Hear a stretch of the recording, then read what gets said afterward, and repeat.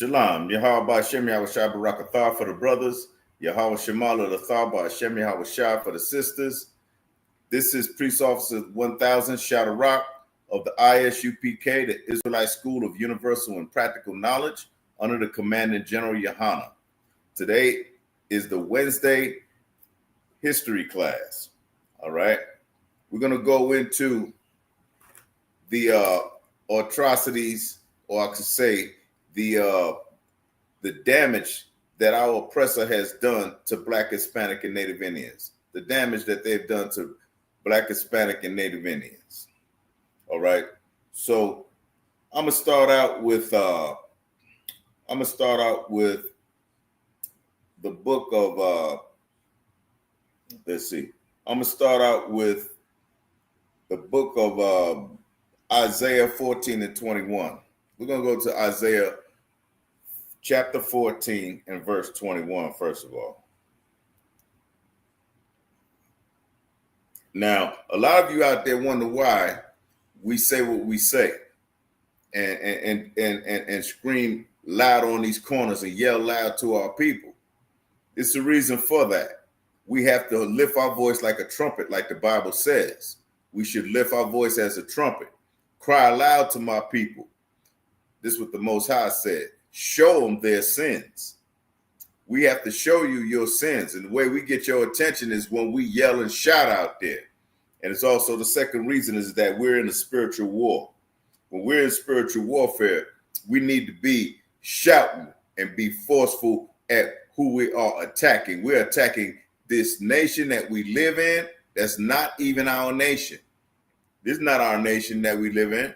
This is not where we're supposed to be. You Black, Hispanic, and Native Indian, you're the real Jews of this earth. You're the real Israelites of this earth. You're the children of Jacob. So you belong where they're bombing right now. You belong out there in Gaza. You belong in Israel, period. And it needs not to be bombed by anyone. And the Most High is going to make sure that that's going to come to an end. And he's going to return us to our people. But first, let's look at the atrocities and all the things that have happened to us over this time period. Because we're looking at it like, we're looking like this is just the norm. And this is the way we're supposed to be. We're supposed to be shot by the police. Okay? We're supposed to be disrespected by our women. Our women are supposed to say, I don't need no man. We're supposed to be uneducated and all these things. We're supposed to be wrong in our approach and what we say, what we say as coming out as fact. But our oppressor looks at us and they'll say, that's not the way you look at it. That's the wrong way. You're not supposed to look at things like this. You're wrong in what you're saying. Well, that's a damn lie, because we have very intelligent Black men out here. How you think America got built? America got built because of us, because of our inventions. The sisters sent the man to the moon, made spaceships, made a program to go to the moon. Sisters made movies like The Matrix. You understand? We have contributed to the society, and what we get in return? I'm going to tell you what we get in return. Lynchings and blood, okay? Brutality, molestations, disrespect, okay? And this is why it says in the Bible, in the book of Isaiah, chapter 14 and verse 21, prepare slaughter for his children. Now, why would it say prepare slaughter for his children? Because first of all, the people that done this and have done the lynching, they're not here no more. The original people that done it, they're not here, but their children are here. That's why you hear about all these racist comments, and Hulk Hogan, who passed away, forget that racist bum. You understand? That's who Trump promoted when he came up there and promoted Hulk Hogan, who made racist comments because his daughter was dating a so-called Black man. You understand? That's the reason why it says prepare slaughter for his children. His children. Because we're the children of Jacob as well. Our people are going to be blessed. It says, he who blesses Jacob gets blessed. because we're the chosen people of God. But his people, it says, prepare slaughter. Matter of fact, yeah, I'm gonna finish out with this. For his children, for the iniquity of their fathers. See, you can't get away with that saying, I never had a slave. Our oppressors love to say that. I never had a slave. I don't own no slaves. I don't, I'm innocent. I don't have to go, they always try not to reap the consequences of their forefathers and their ancestors. That's why they're living very handsomely and deliciously in this world right now. They got the Harvard and the Oxford. They got the securities and the stocks and bonds. They got the properties and they got the amenities. They got all of the advantages that we never had. Most of us never had. Very few and far between in our nation of Black, Hispanic, and so-called Native Indian people. We don't have those luxuries. We didn't get born with no silver spoon in our mouth, so to say. They did, off of our backs. And because of things like this that have happened, this is a book called 100 Years of Lynching by Ralph Ginsberg. 100 years of lynching. That's a damn century. All right? The hatred that they have for us goes deep in their DNA, in their characteristics, and in the way they carry themselves. Because they believe that their humanity is far greater than our humanity. Their humanity is the only humanity. That's how they act. See, and to prove it, when they had the waters in Texas rose and killed a lot of their kids and everything, 100 some odd people, I'm not saying it's good for somebody to get killed like that, but guess what? They went all out in recognizing and acknowledging what happened there and this and that, and it was a terrible thing for a family. They went on the news saying it's a terrible thing for the family to go through, to have their children killed. Well, they forgot about how they was breaking up the families and using deportation to our Latino brothers. They forgot all about that.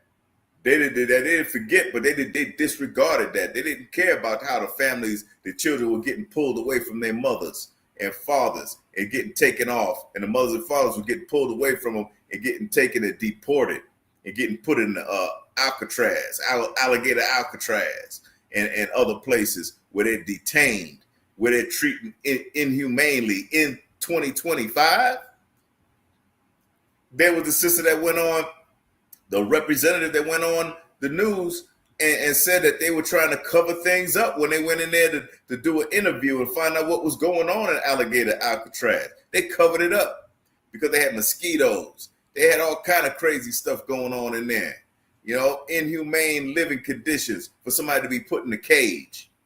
Well, the Bible says this: prepare slaughter for his children, for the iniquities of their fathers. And those iniquities was their violence against you, Black man, you Hispanic man, and Native Indian man. That's what it was. That they do not rise nor possess the land, that they don't rise again and possess our land anymore, or any land. They don't belong in leadership. They need to be in servitude.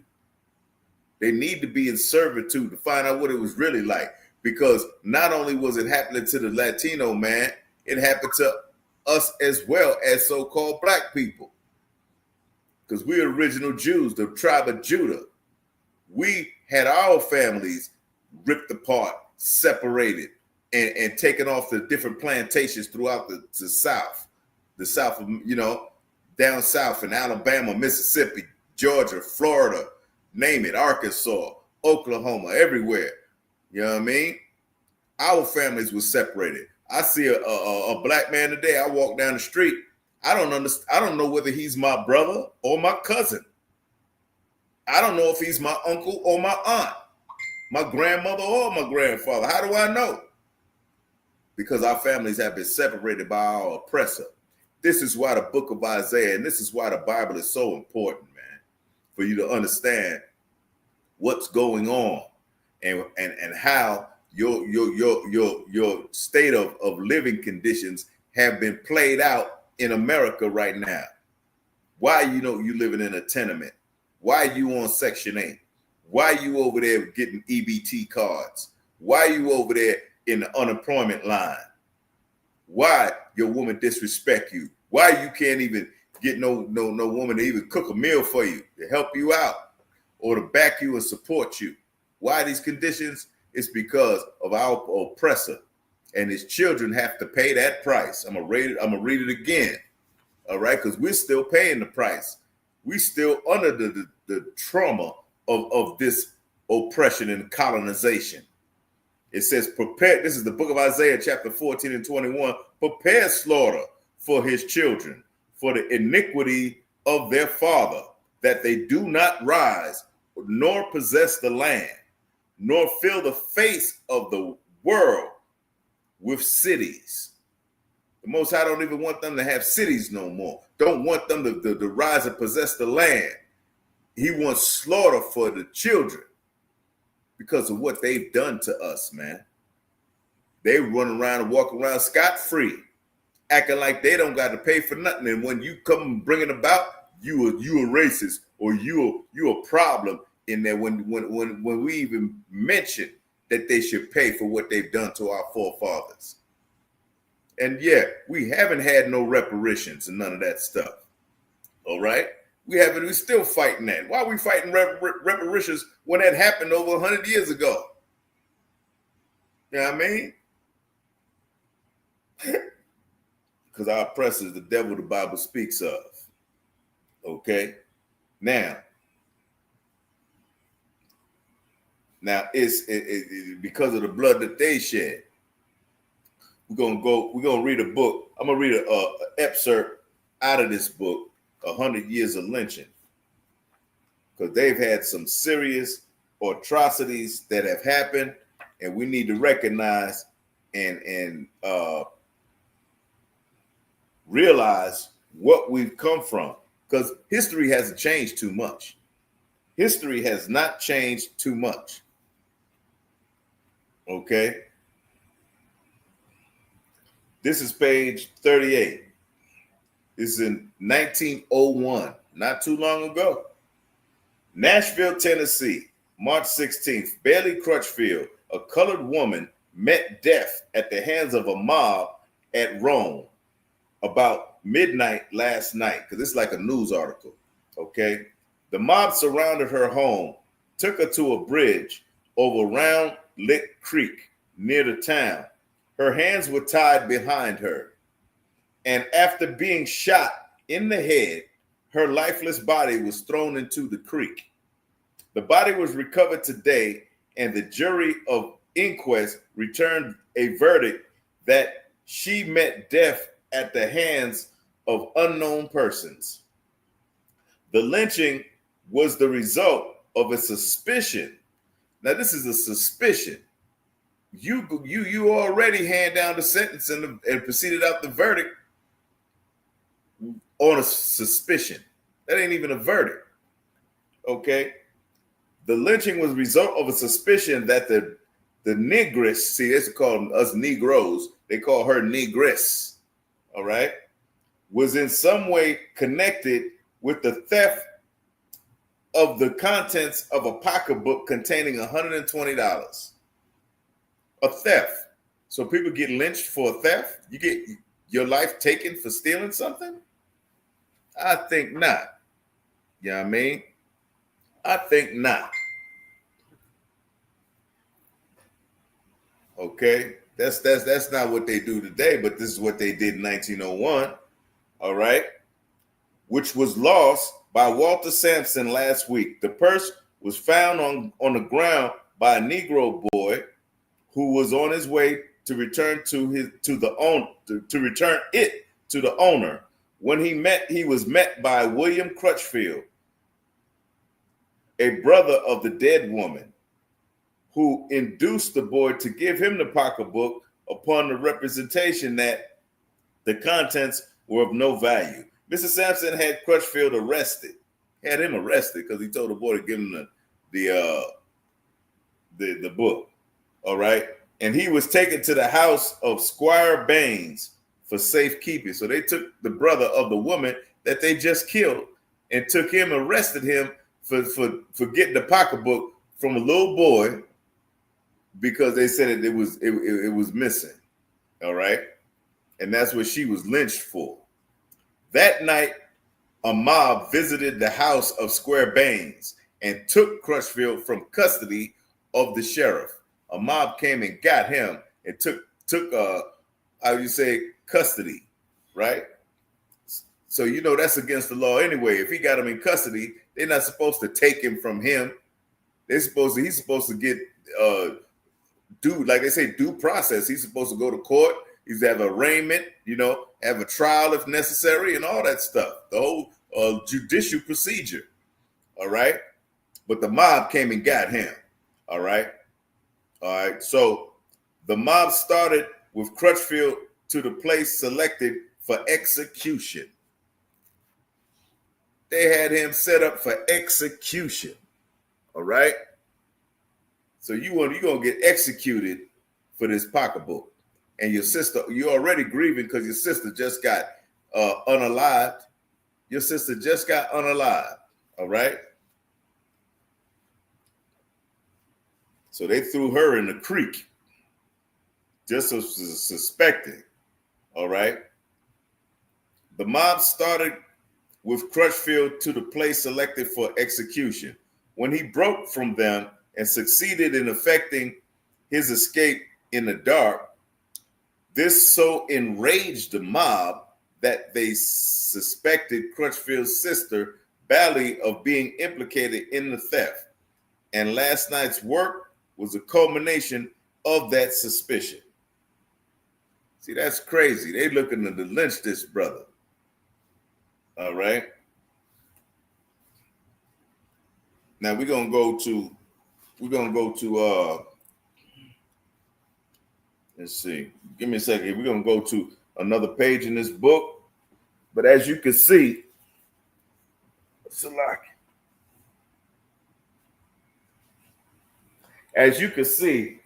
they're justifying all these lynchings, and they're justifying the murders of our brothers, man. You understand? They're justifying it.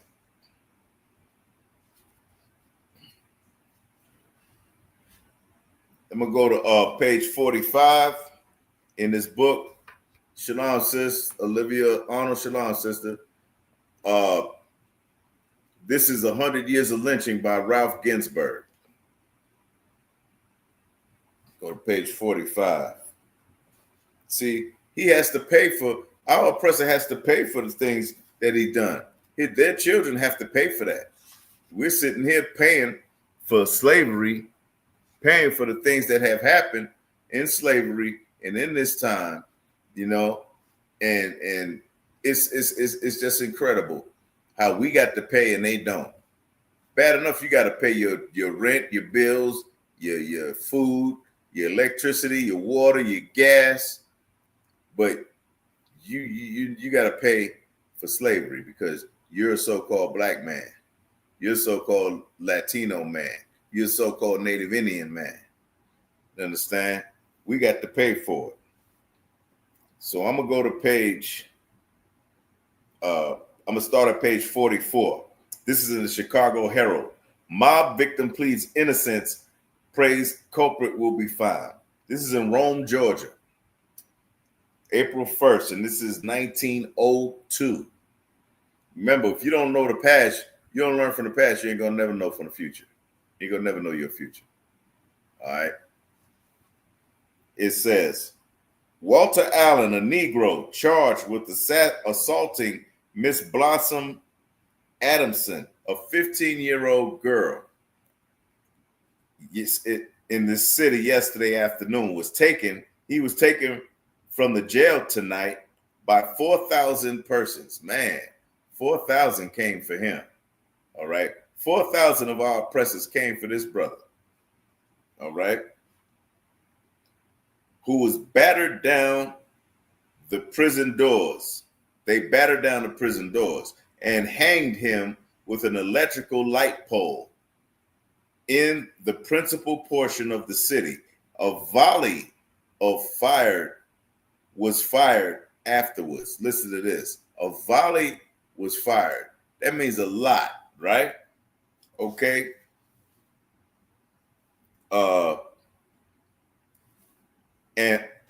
And fully 1,000 bullets entered the Negro's body. 1,000 bullets. He was shot by 1,000 bullets, man. You know, that's crazy. That is unimaginable, damn near. 1,000 bullets was blown away in you. You were shot. You were just slaughtered. Man. That was like turning him into ground beef. You know, them bullets just, man. Imagine that. 1,000 bullets in the Negro's body. The sheriff tried to save Allen from the mob. Because see, the sheriff knows that that's not lawful. He tried to save him from the mob. Well, for whatever reason he had. And refused to deliver the keys. But the crowd forced the jail doors with sledgehammers. Allen was allowed to make a statement in which he declared that he was innocent and prayed that the guilty party would be found. His brother, just before his life, they let him make one statement just before his life. Before they hung him and put 1,000 bullets in him. Now you wonder why when we read the book of Isaiah, it says prepare slaughter for his children. Because those people had children. Them children is walking this earth now. They walking around like nothing happened. You have to pay for the sins of your father. I'm sorry. I'm not even sorry for that, but that's the truth. You have to pay for the sins of your father. Right now, what we teach in this school and what we teach every day is that we have to endure and deal with and persevere through the curse that the Most High put on us. The Most High put curses on us for not following his law, statutes, and commandments. For not following God's commandments, he sent us to slavery. It's in the book of Deuteronomy, chapter 32, from 15 to 68, verses 15 to 68. You get a chance to look that up if you're not familiar with it. Understand? We had to go through those curses. We had to endure what happened to our ancestors, what they did. They walked away from God. We walked away from God. Is it any wonder? Look at all these young brothers coming up. Salaki dressed like women. That's not God's law. That is totally against God's law. You understand? They had Ving Rhames dressing like a woman. They, of course, you know about Perry. What's that dude's name? Tyler Perry, dressed like a woman. Hard as hell. I think DMX did too. Yo, correct me on that one. DMX dressed like a woman. Oh, I meant to say Busta Rhymes dressed like a woman to satisfy the media, the sexual deviancy of the media and all the people that's in charge of that. You know what I mean? They wanted him to dress like a woman. You want a man to dress like a woman. See, our oppressor is not only a liar and a murderer, he's also a sexual deviant. And yeah, the ones that run the media, they run the TV movies, they run the how do you say it? The musicians, the musicians, R&B and all that, Jay-Z. Those are the so-called fake. Those are so-called Jews, the fake Jews, which are truly our oppressor. They're truly Caucasian. All right, they are Caucasian. Bible reads it. They can say it's separating and think all they want. They're still Caucasian. You know what I mean? You can look at their skin and damn near tell, even though we don't go by melanin in the skin, but still their skin surely closest to Caucasian. It's not, it don't have no melanin in it. All right. Understand. Those are the ones that are responsible for things like this that's happening, getting shot with 1,000 damn bullets, lynched and shot. All right. Let's go to we'll go. I'm in the book. I'm gonna go to page 100. See what's here in page 100. All right. Oh, I was looking. Page 100.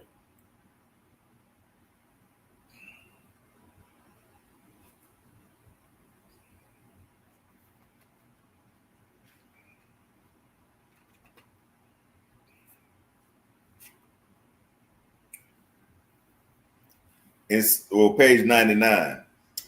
Sylvester, Georgia, Friday. The bullet-riddled bodies of 5 Negroes found hanging from a tree near Starkville, Georgia. Today increased the total of Negroes lynched in that section to 14 within the last 5 weeks. This happened in 1916. All right. The victims of the latest lynching were accused by a mob of having knowledge of the killing of Sheriff Moreland of Lee County. 4 of the victims were of one family. So there were 4 brothers. All right. And 3, Felix Lane and his 3 brothers, Frank Dewar and Major. The 5th victim was Rodius Seymour. Okay, now I'm going to go down.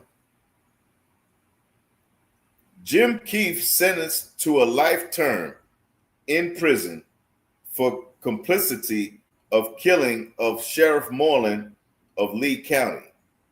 Okay. Now watch this. This is the next article because it's saying that all 5 lynched Negroes were guiltless, which means they didn't have no guilt. They were really innocent. All 5 Negroes, says Keefe. All right.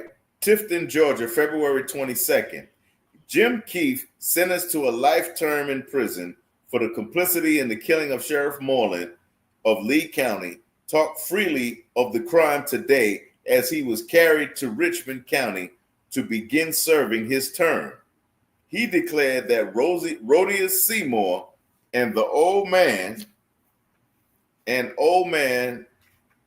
Lake and his 3 sons were lynched last month for Sheriff Moreland's death were entirely guiltless. Damn, imagine that. Entirely guiltless. Okay. This fact is now generally believed.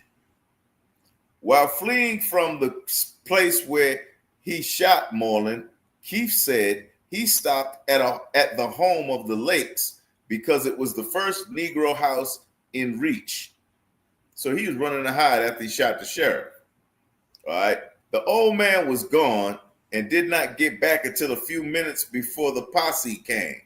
So they sent a posse out there. Keefe had no opportunity to tell him about the trouble, and old man Lake did not know that Keefe was wanted by the officers, Keefe said. See, he didn't know, so they came in there and just, y'all are guilty. Y'all coming with us. All right, and it reads on. This is in the Atlanta Constitution. So we went through the New York Herald magazine newspaper and the Atlanta Constitution newspaper, which had 2 articles. This is the 3rd article. Keefe acquitted by jury. So he got acquitted by the jury. Sylvester, Georgia, February 6th. Jim Keefe, a Negro who's charged with the murder of Sheriff Moreland of Lee County in December 18th, 1915, was saved by Worth County officials from a mob which lynched 5 other Negroes for the crime. See how bloodthirsty they are? They already killed 5 other. They lynched 5 other brothers for this crime of one brother. All right. Now let's read on.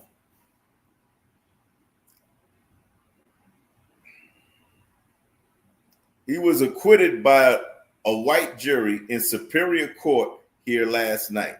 At his first trial a year ago, Keith was convicted on the theory that he was in conspiracy, which resulted in the murder of the Lee County Sheriff, and was given a life term.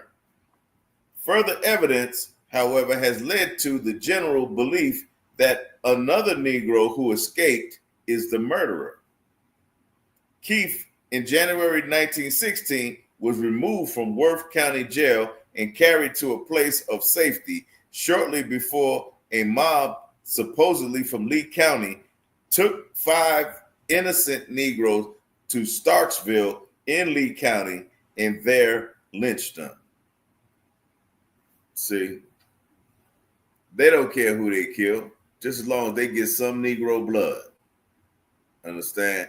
Then they temporarily satisfied. They're not satisfied totally. You know, only thing that satisfies them is that we're gone. You understand?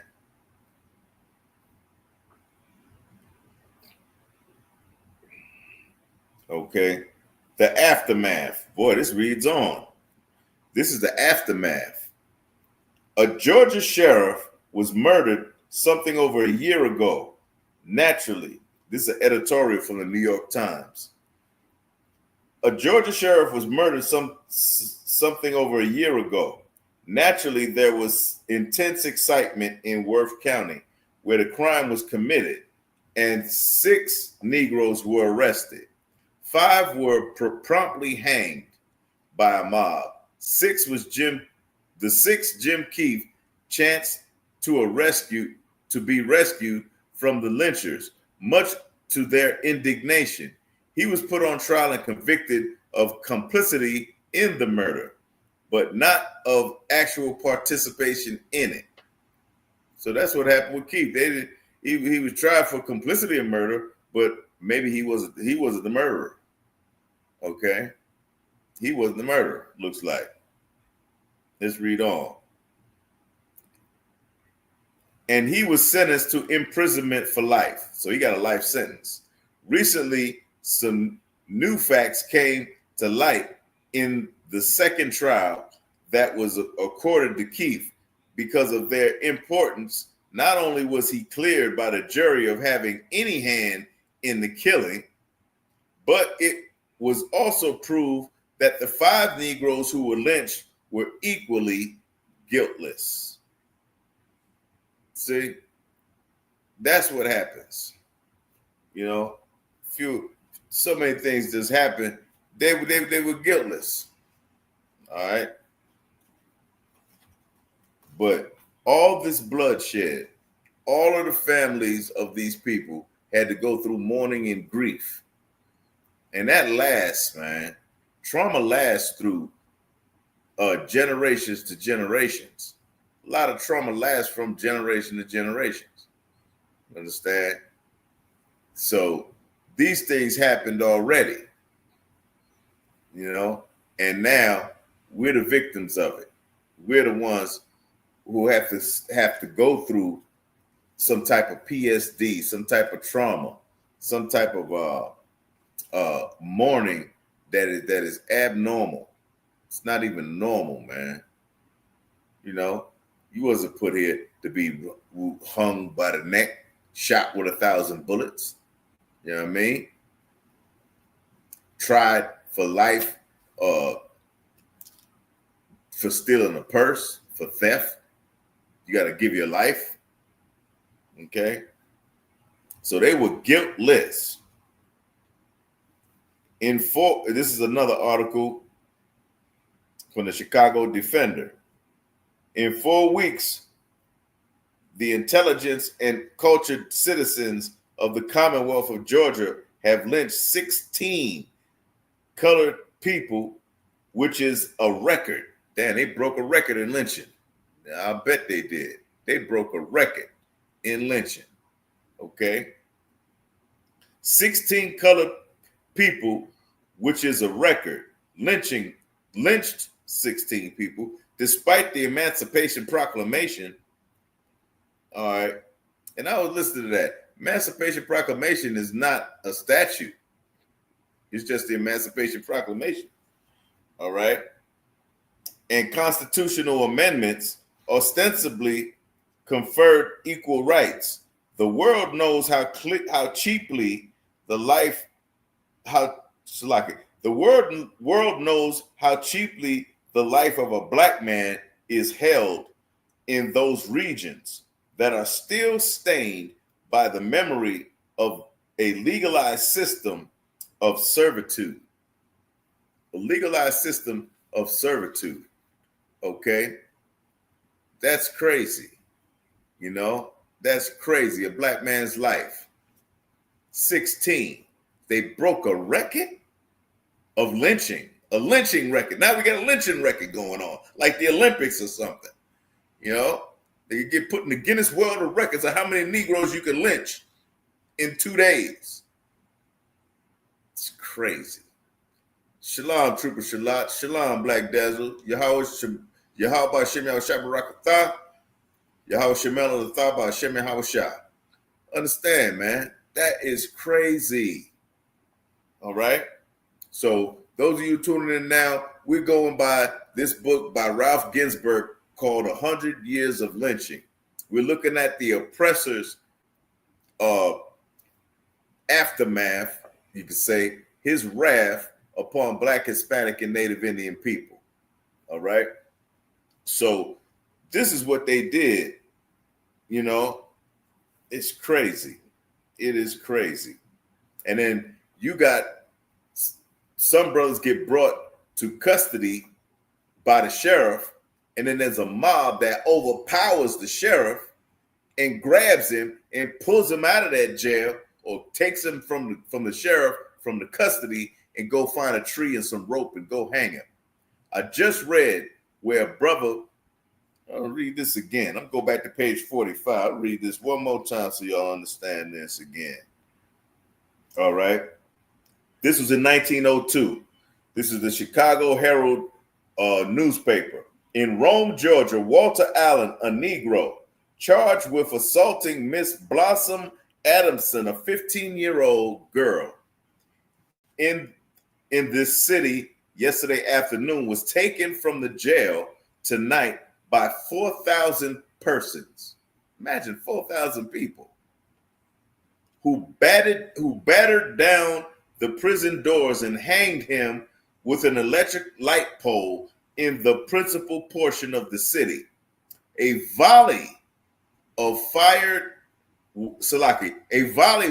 fired afterwards, and fully 1,000 bullets, say it again, 1,000 bullets entered the Negro's body.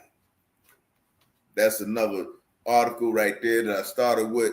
Understand, man, they turned him into ground beef.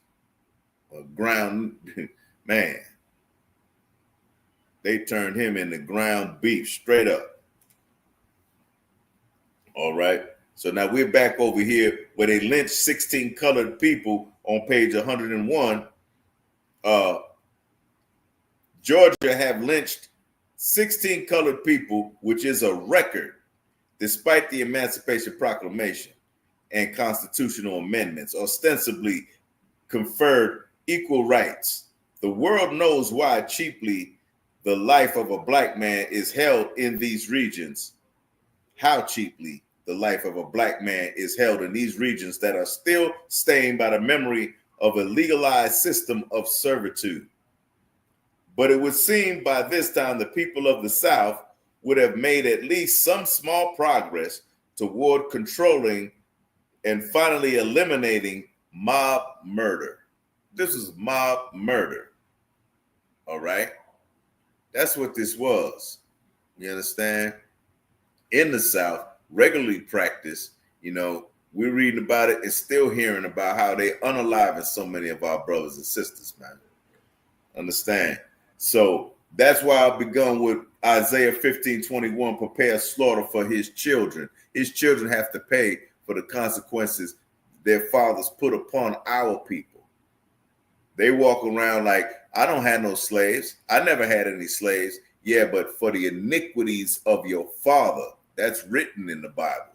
You have to pay for the iniquities of your father. Just like we had to pay. We had to pay for our fathers not following the laws, statutes, and commandments of God and walking away and celebrating Christmas, celebrating birthdays, eating shrimp, crab, and lobster and pork chops and doing every crazy thing, becoming part of the LGBTQ, unaliving their own brothers and sisters. You know what I mean? Abusing they ribs, they women and stuff. We abusing our women, I'm saying. All right. We had to pay for that. We still are paying for that. But right now, we have come out of the curse of God from the book of Deuteronomy. You know, we get a chance, read Deuteronomy chapter 28, 16 to 68. And understand that we've come out of that curse. But now is the time to get into these laws, statutes, and commandments and go all the way. Commit your life to this. I was just reading with my son about Hiroshima and Nagasaki, about that nuclear bomb that's about to, that's going to be blown again. They're going to shoot these bombs again. Recently we just ran out of what they call them, something missile starts with a T. These certain missiles that we need for warfare, we done went and used a quarter of them. 25% of the missiles have already been deployed to Iran. When we bombed Iran and all that stuff, we used that and we needed that. That was sorely needed just in case America gets into a war. Okay. So now these nations knowing that we are actually weakened for our military ordnance, our military bombs, our military weapons. The ordnance is weakened by a quarter. So only 75% is left. And we're not going to be able to make, they're trying to make new ones, new missiles, but they're saying it's so expensive. It's like $1 million, some $1 million to make each missile. That's crazy. And they're not going to be able to make the count, in a timely manner in order to defend America. They're not able to reproduce those missiles that quickly. Okay. So Babylon is getting ready to really fall. Get ready to really fall. It was on the news. Those missiles were already deployed and spent.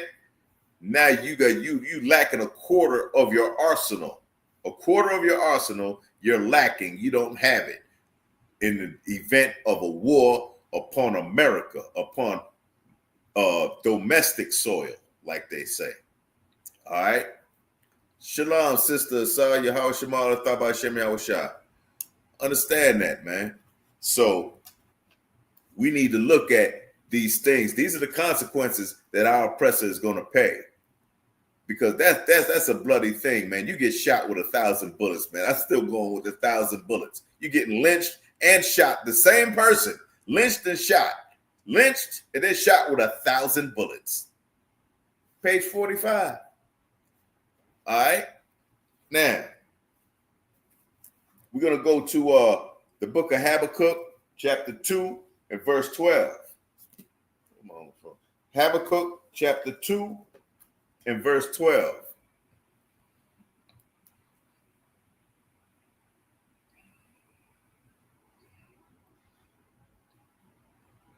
All right. There's a consequence you got to pay for these things, man. There's a consequence you got to pay for going against the Lord's children, man. You're going against Jacob's children. That's the Lord's children. We're the princes of the power. Our sisters are all princesses, man. You understand? You're going to pay a big penalty for messing with God's chosen ones. Okay?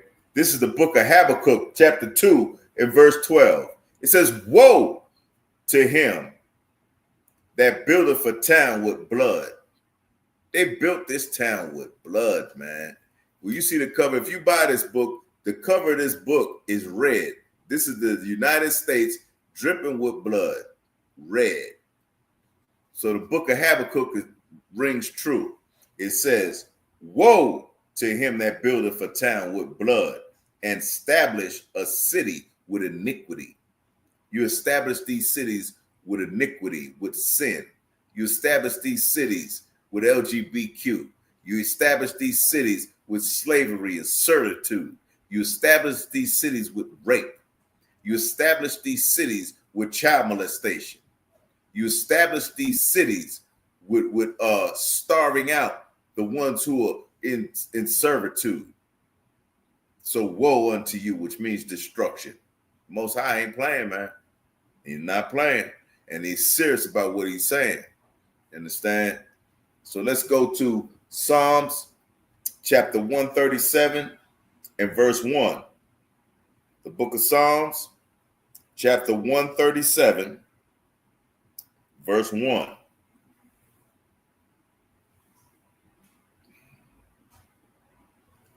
By the rivers of Babylon, there we sat down. Yea, we wept. We wept.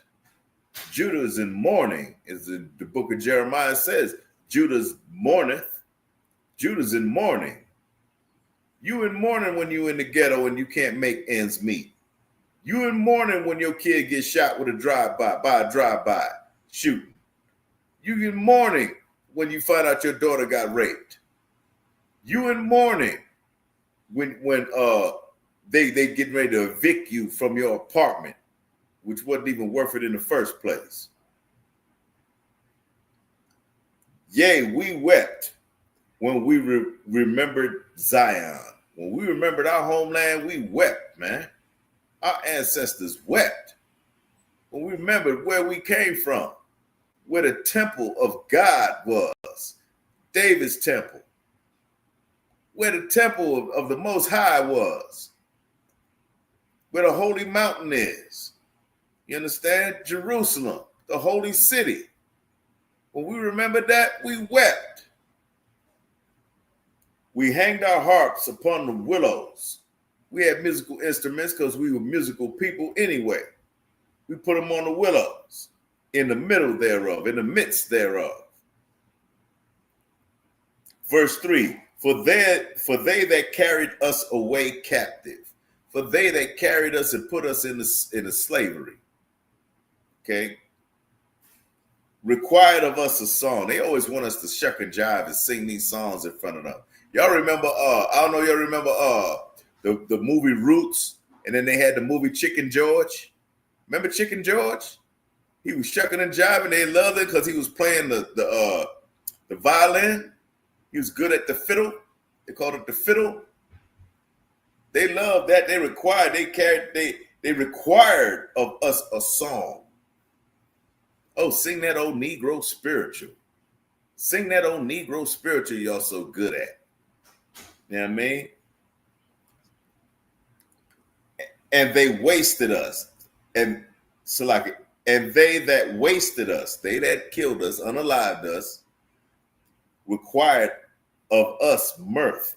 They want us to be happy and smiling through the whole thing. You playing that fiddle for your oppressor, you dancing, doing a jigaboo, do whatever, you know, they want us smiling to do that. You understand? That's right, Black Dazzle. They love for us to entertain them. They still do. Because we good at whatever Israel do, we good at. Y'all know we good at it, man. We way exceptional with things like that. But that was meant for us to entertain each other and entertain the Most High. That's what that was meant for, not for a foolish nation. The Lord put a foolish nation to rule over us. All right? Not only are they murderers and liars and thieves and rapists, they're a foolish nation, man. That stuff is foolish that you see on TV. Y'all know it. Y'all know it when y'all see their ways, man, on TV and what they like and all their little sayings and stuff. And they ain't got no substance. That's like eating a chicken without the seasoning. All right? Required of us mirth, saying, sing us one of the songs of Zion.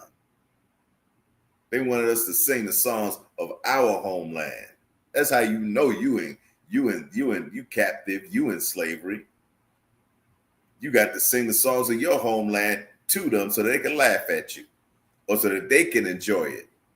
And you sitting up there trying hard to survive and try to realize, try to live another day. You try to make it last to another day. Because even in the book of Deuteronomy, it says, where if it were evening, you'd wish that it was evening. In the morning time, you wish it was evening. In the evening time, you wish it was morning. You know, because you've been oppressed. All right. Verse 4, how shall we sing a song, Salaki? How shall we sing the Lord's song in a strange land? How are we going to sing the Lord's song in a strange land? So you know you them children, man. You are those children paying for the penalties of your father. So as righteousness goes, what is done to you should be done unto others. What others have done to you, the others should be done to the others. You know, just as the scripture says, he that leadeth into captivity shall go into captivity. He that leadeth into slavery shall go into slavery, in other words. All right. Verse 5, if I forget thee, O Jerusalem, let my right hand forget her cunning. That was David. David had cunning war hands. His hands were cunning for war. They were tuned for battle. You understand? David said, if I forget thee, if I forget Jerusalem, the homeland, then let me forget my cunning. Let me forget her cunning. Verse 6, if I do not remember thee, let my tongue cleave to the roof of my mouth. If I prefer not Jerusalem above my chief joy. Now, let's pay attention to verse 7. It says, remember, O Lord, the children of Edom. The children of Edom, which Edom is Esau, which Esau is your so-called Caucasian. All right? Is your Caucasian and all Caucasians. Edom was the father, Esau was the father of all Caucasians. Esau is Edom. Okay? Understand that. All right? Remember, O Lord, the children of Edom in the day of Jerusalem, who said, raise it, even to the foundation thereof. In other words, burn it down to the foundation. That's how much they loved you. Nothing. Burn where you live at down to the foundation. What do they do? You know, like I knew it in New York, the slumlords. You know, in the wintertime, a lot of people you hear banging the pipes. The pipes of the what do you call it? Because they don't have them out here. I ain't been home so long. The radiator, right? The radiators give heat in the rooms. We used to go and bang the radiator pipes in the tenements, in the projects, so that the landlord could give us some heat. Y'all know New York is cold as hell. In order to give us heat, we used to bang on the pipe. You hear a whole bunch. I remember as a young man hearing all them pipes banging, bang, bang, clank, clank, clank. It's cold as hell in that building. A lot of times it was 30 below. 30 below. You got snow blizzards out there. You understand? You got slush and ice. They got got trucks with the damn snow chains on the tires going throughout there pouring salt so the snow can melt on the roads so they can get through. But you can't get heat in your building. Your slumlord was Amalek, who was the fake Jew. Because a lot of the tenants in New York, they was the slumlords were the fake Jews. They own that house. They own that tenement. They own those projects. You understand? They own them streets. You understand? That's why the Most High said, woe unto them. That's why the Most High said, prepare slaughter for his children, for his children. It didn't say prepare slaughter for him. It said prepare slaughter for his children. And you talk about you never had a plantation, you never had a slave. Well, guess what? It is as though you had one, because your forefathers and ancestors had them. You're living off the delicious labor of my people, of our people, Black, Hispanic, and Native Indians. You prepared that city under blood. You made it a city under blood and established it with iniquity. You established it with sin. You built it up on blood and you established it with sin. Okay? Verse 8, O daughter of Babylon. Daughter of Babylon is America. America is the daughter of Babylon, who art to be destroyed. Happy shall he be that rewardeth thee as thou hast served us. See, happy shall he be that rewardeth you as Salaki. That rewarded you as you have served us. All right, because you served us with the end of a stick, the end of a gun. You served us with the edge of the sword. Happy shall he be that rewardeth you. You're going to get those rewards. You're going to get that blood spilled. All right. Verse 9. Happy shall he be that taketh and dasheth thy little ones against the stones. You know, I've said this before about that $20 bill, that Andrew Jackson on the $20 bill, who named himself the Indian fighter, because the Gadites taught him how to fight. They taught him warfare, and he turned and used it against the Gadites. And then on the Trail of Tears, when the Trail of Tears came, he took the little children that was screaming and crying, the loudest ones, he took them by the feet and smashed their heads against the trees and unalived them. So the Bible says in Psalms, which was written even before that, because the Most High knew this was going to happen. This is Psalms 137, verse 9. We started from verse 1, but we're going down to 9. Happy shall he be that taketh and dasheth thy little ones against the stones. That's why David said that.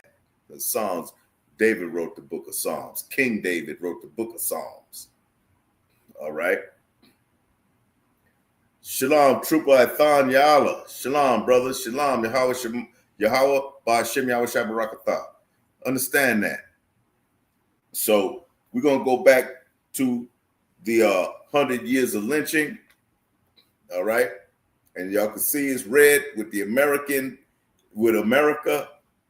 I believe that looked like Florida over here in the front, but it's dripping with so much blood you couldn't even know what Florida is. But this is called 100 years of lynching. All right. Now,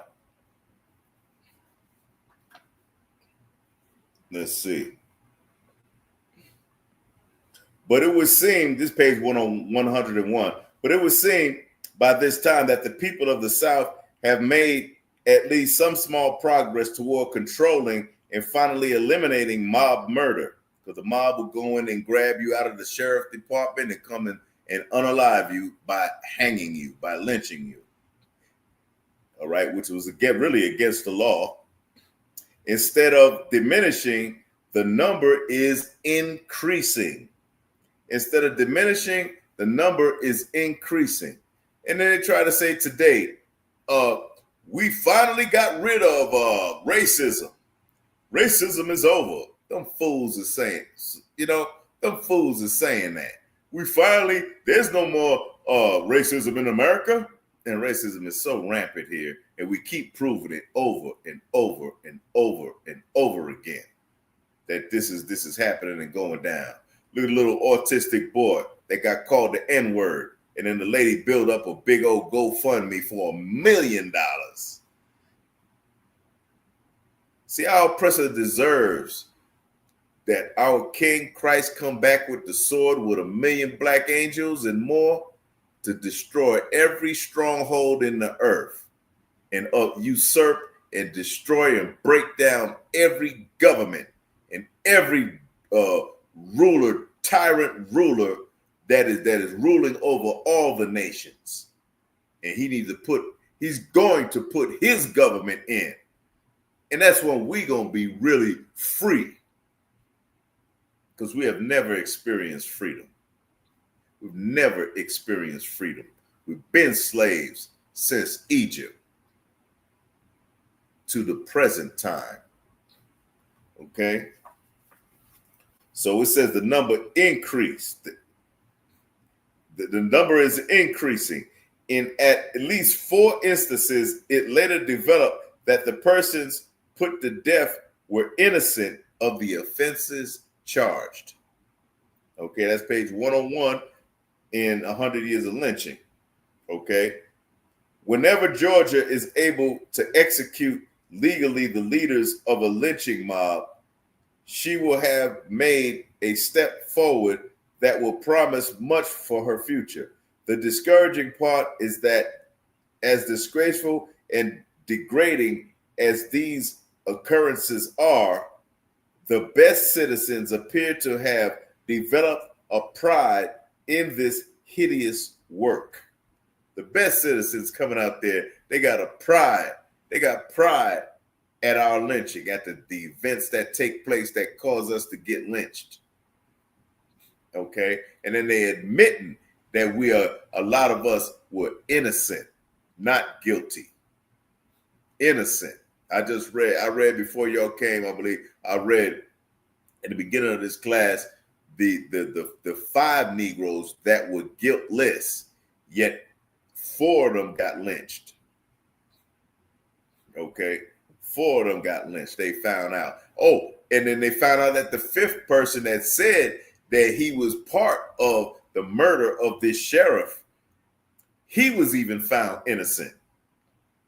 In the complexities of the murder, he might have been guilty, but he was found innocent of any partaking of an unaliving of the sheriff. All right. Shalom, Leonard Jr. Shalom, brother. Yahweh Shem Yahweh Shabbarakatah. All right. He was found innocent.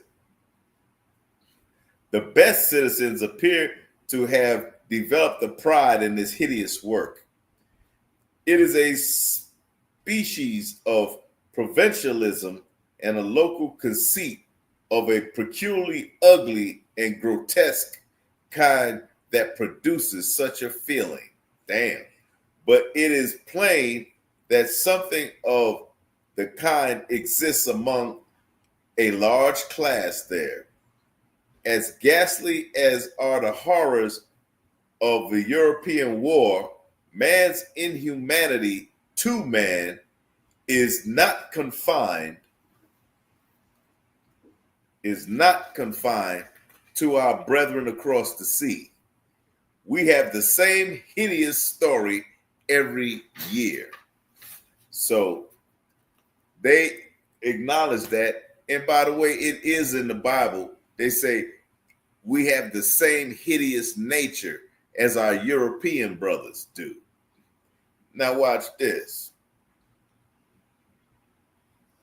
Listen to this. Let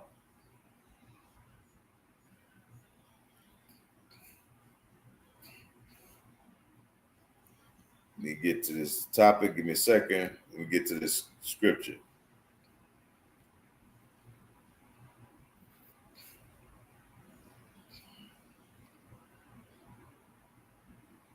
Let me get to this scripture. We're going to go to Obadiah Obadiah 10.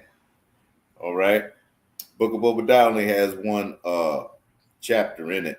So we're going to go to Obadiah verse 10, Obadiah 1 and 10.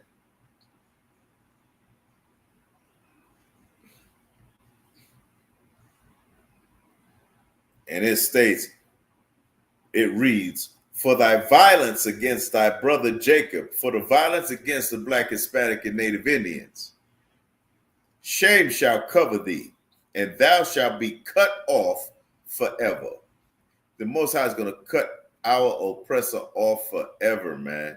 And it's sorely needed, man. That's an understatement. It is sorely needed. That's an understatement. That he don't rule anywhere in the earth anymore, anytime soon. They got the food. They done poison the food. They poison the land. They poison the air with these what do you call those things? Those chemtrails. They poison the water with fracking, with these oil slides and all these things. These manufacturers dumping crazy waste and things that cause cancer, that cause all kind of harm to the to the human body. To the human body. America's gonna fall. So we don't need someone like that in rulership anymore, man. Anymore. That's why we have a savior. Christ is our savior, man. Yahweh Shai in the Hebrew. He's our savior. We got to be saved from this devil, this demon. We need to be saved from him. You understand? And the way you get that is joining these classes and keep it tuned in and understanding that you got to get washed by the word of the Most High God. That's how you get baptized in the first place. You understand? We need to be saved from that wicked monster. You understand? For thy violence against thy brother Jacob, shame shall cover thee, and thou shalt be cut off forever. See, he has to live by the edge of the sword. That's how he lives. He don't go nowhere making peace. He goes forth murdering and lying. You know, that's how he gains, making capital gains and keeping you in prison, keeping you distorted, keeping you in misery, keeping you disproportionate, and keeping you in the dark, in so other words.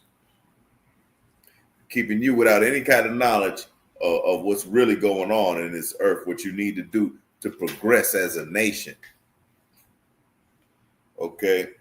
Said even I'll read it again. Man's inhumanity to man is not confined to, which means it's not just only, not confined to our brethren across the sea.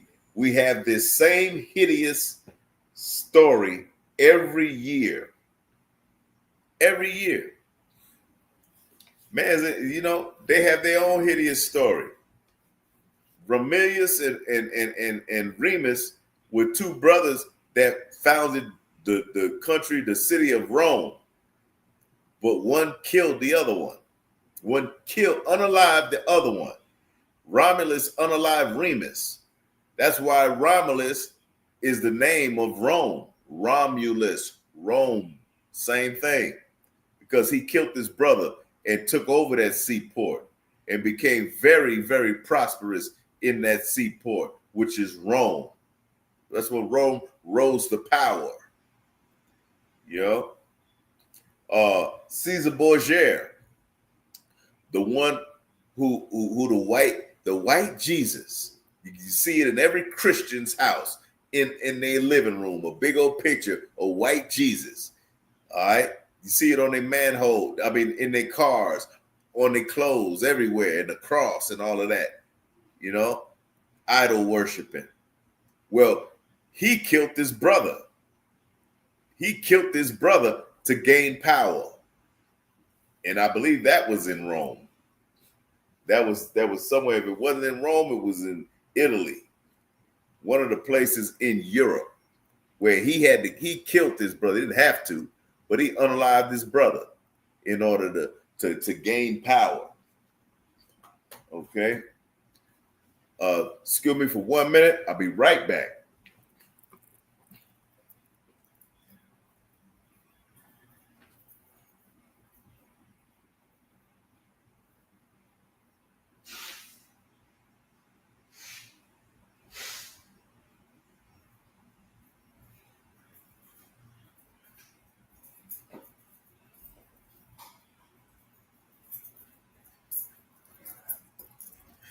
So he did that to gain power in, in order to take over.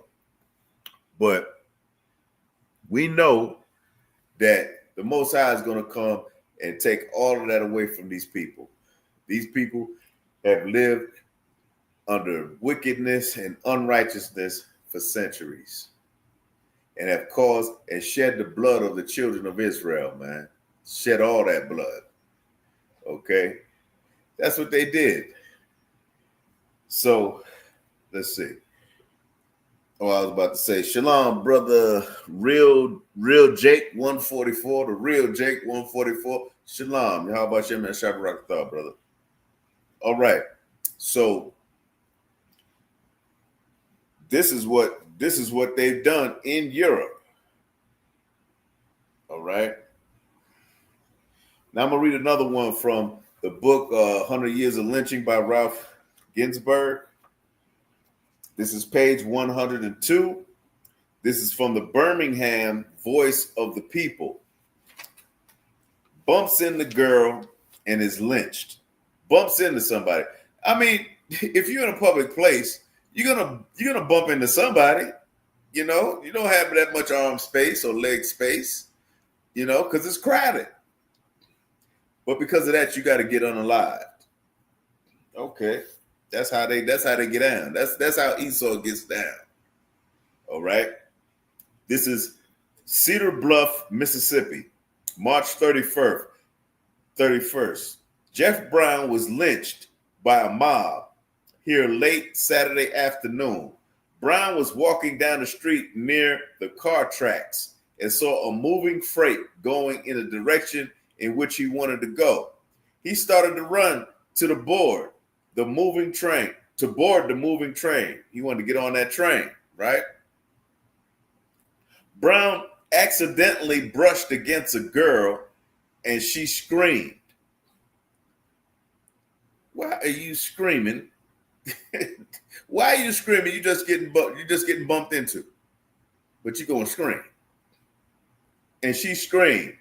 A gang quickly formed and ran after him, jerking him off the moving train.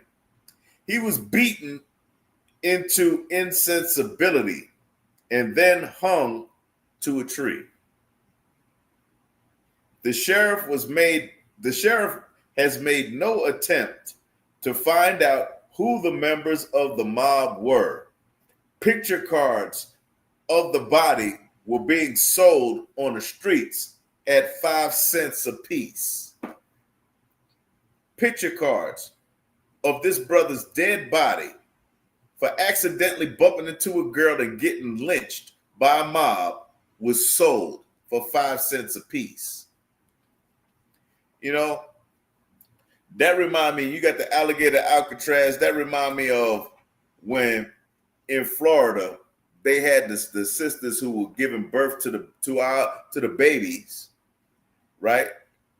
They used to go in there and get the slave girls' babies and pull them out and use them as bait to alligators. And then, makes me wonder why they named that thing Alligator Alcatraz. More than one reason. Yeah, maybe alligators was out there, but this is what happened. They would take them and use them bait for alligators in Florida. She just had a child. Pulled that child away and took him, use them as bait because they wanted the male alligator.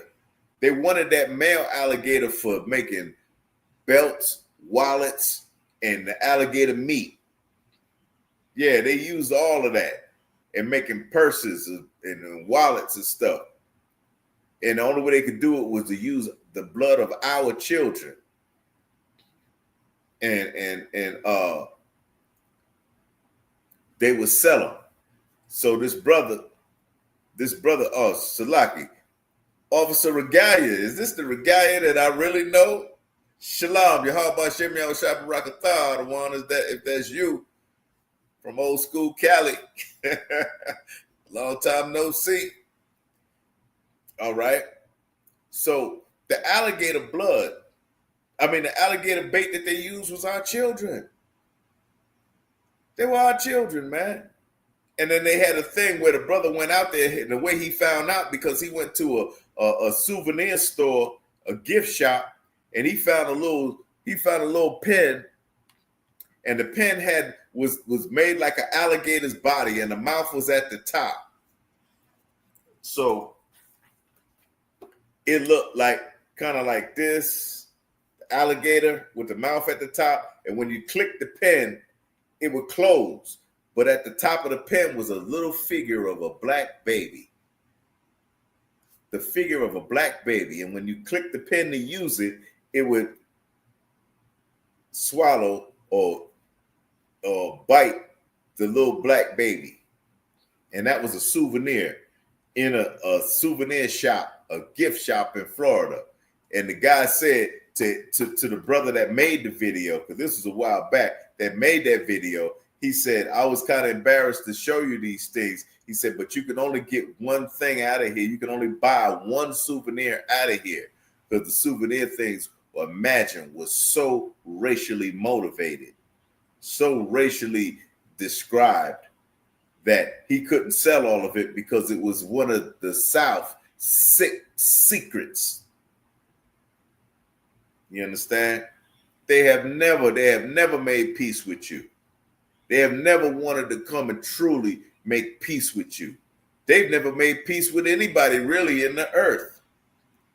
America has always been a bully and a super terrorist. Okay?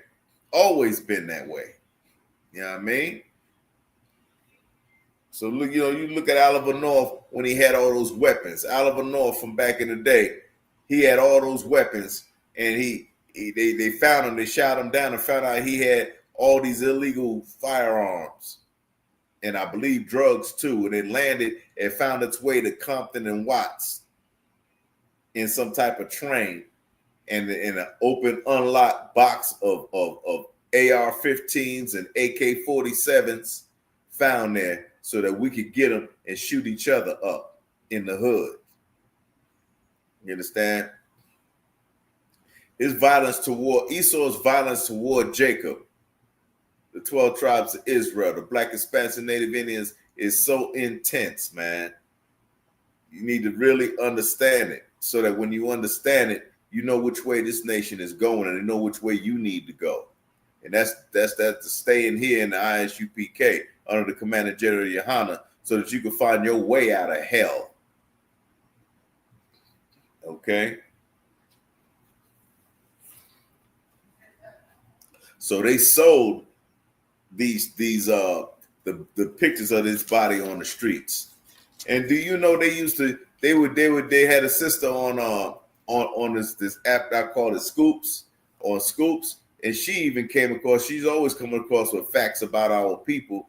You know, our oppressor used to eat us, cook us and eat us, just like Hannibal Lecter. Even during the lynching, they used to, let me see if I can find it in one of these where they cut the ears off. They cut the ears off, and when the ears drop, they didn't even let them hit the floor. They grab it, and they use it as a souvenir. They will fight over our parts when we were being dismembered. Isn't that disgusting and terrible, man?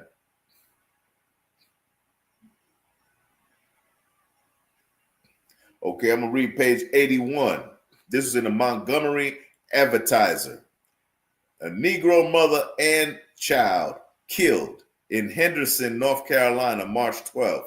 2 Negroes, a woman and child, were killed, and 2 Negro men probably fatally wounded today when unidentified persons, after pouring kerosene on the home of Joe Perry, a Negro living 10 miles from this place, set it on fire and poured a fusillade of bullets into the blazing structure as its occupants attempted to escape. The dead are Joe Perry's wife and her child, and the wounded Joe Perry and his brother John. There are no clues Sheriff Royster has gone to the scene. All of a sudden, there's no clues. All of a sudden, there's nothing. They can't find nothing now. All right. So this is why these things need to be done to our oppressor and his children. Really, to his children. You understand? Here's a child. It was a woman and child killed in this incident. There were children whose skulls were being smashed apart during the Trail of Tears. It was children that were burned in those southern church burnings. Little girls were being burned in churches. Okay? These are the things that have happened. And these are the things that our oppressor needs to pay for.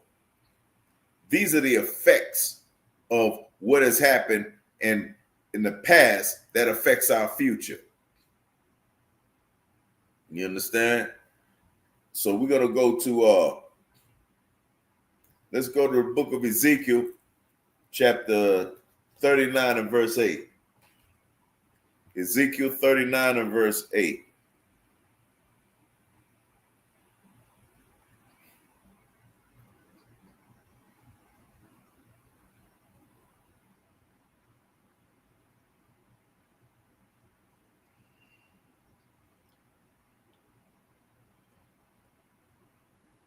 Salak, that's the wrong one. Let's go to Job chapter 9 and verse 24. Salak, Job chapter 9 and verse 24.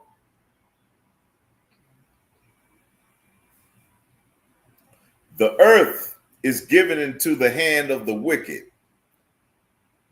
See, that's who runs this place. The hand of the wicked, the hand of Esau, the hand of Edom.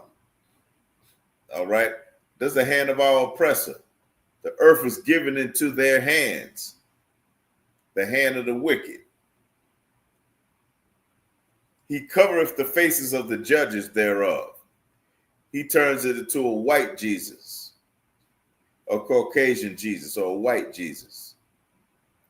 That's who he turns it instead of the real image of our King, Christ. He turns it to a white person, Caesar Borgia, Michelangelo's sexual lover. Michelangelo, two men. That was Michelangelo's boyfriend. Caesar Borgia, the so-called image of Christ, so-called image of Jesus. He covereth the faces of the judges. His face should have looked like mine and darker, because Christ was a black man. Understand? If not, where and who is he? If that's not the case, where and who is he? If that's not the case. All right. Let's go to Zechariah chapter 11 and verse 4. Zechariah chapter 11 and verse 4. Thus saith the Lord my God, feed the flock of the slaughter, whose possessors say, slay them. That's our oppressor.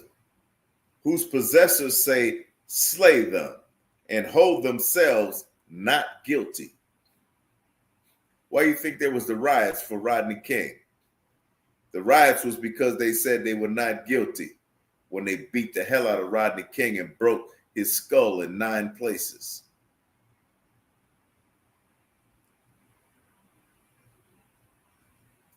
And they that sell the say, blessed be the Lord.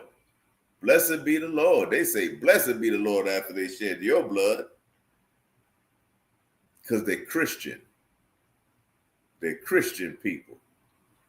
All right. That's who our oppressor was back on the plantations. They were Christian, good Christian men, good Christian folk. They say, blessed be the Lord, after causing all that damage. For I am rich. You know, the South was rich. These cities, they're rich. These cities are rich. The Bible describes America as the New York, America, the golden city. The golden city that's going to burn. All right. And their owners, shepherds, pity them not. Our leaders don't pity us. When this happened to us, where's our black leaders? Even now, where's our black leaders? Where the black leaders at, Sharpton? Where the black leaders at, Jesse Jackson? Where the black leaders at? See, where are they? We don't have them. All right.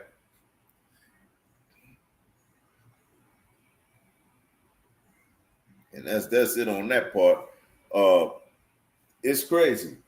It is so crazy. It is so wicked, man. It is so degrading, and it's so depressing to read this. But we need to know. Don't just take it and go on your emotions. Go on your intellect. Go on your intelligence. Go on your quest for knowledge. Go on wanting to serve the Lord when you go and learn about what happened in your past. Because it's very important. Let's go to the book of Deuteronomy, chapter 32 and verse 7. The book of Deuteronomy, chapter 2 and verse 7 says, remember the days of old. This book was written in the days of old. I just told you it was 1910, 1902. Okay? These are old books. Okay? Remember the days of old. Consider years of many generations. So that should tell you never to forget slavery, never to forget lynchings, never to forget segregation, never to forget the Jim Crow era. Don't forget the pig laws. Don't forget the how do you say it? Peonage. You know? And those of you who don't know what peonage is like this. If you get caught for a crime, you become the slave of America. So you have to serve out your slaveship. You have to perform your servitude for this nation because you broke the law. But a lot of them, you know, I might bring it back because I did a lecture on slavery, the other name for slavery, another name for slavery, which is called peonage. That's why they say he's a peon. Y'all heard that expression when it says he's a peon. You know, he's not in charge. He's underneath. You know, he ain't nothing. Well, peon comes from the word peonage, which peonage. Let me look this up so I get the correct definition if they have it. We're going to look up the word peonage.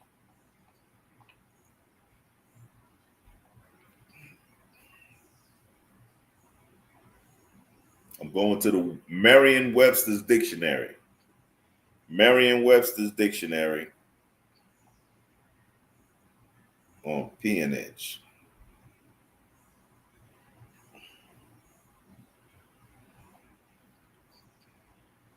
The use of laborers bound in servitude because of debt.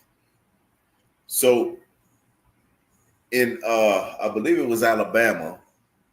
I'm not sure which southern state it is. I believe it's Alabama. There was a man who was on the road and he was by the train tracks. And he always had to go by the train tracks to get home.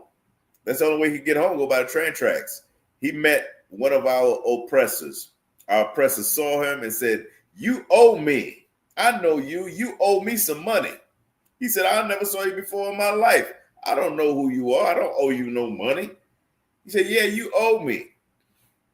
And he got him arrested. When he got arrested, he became his slave. You might as well say that.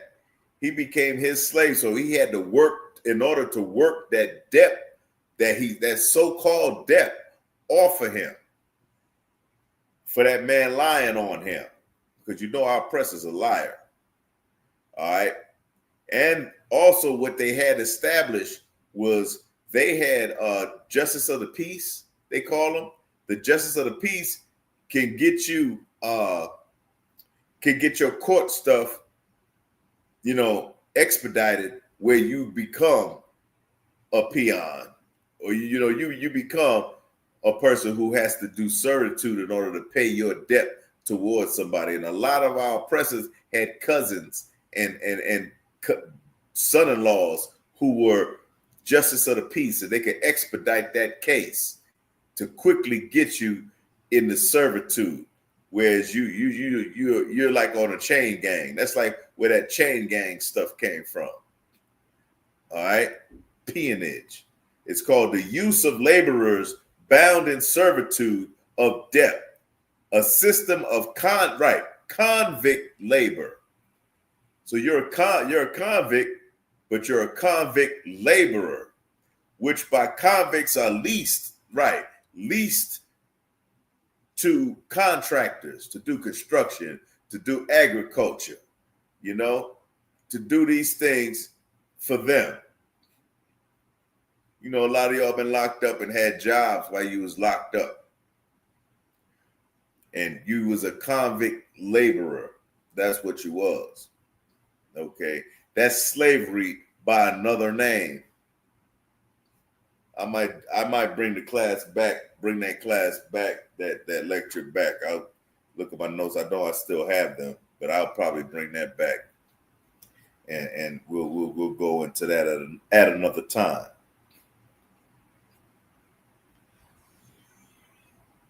Okay, now we're going to go to page 81 in 100 Years of Lynching by Ralph Ginsburg.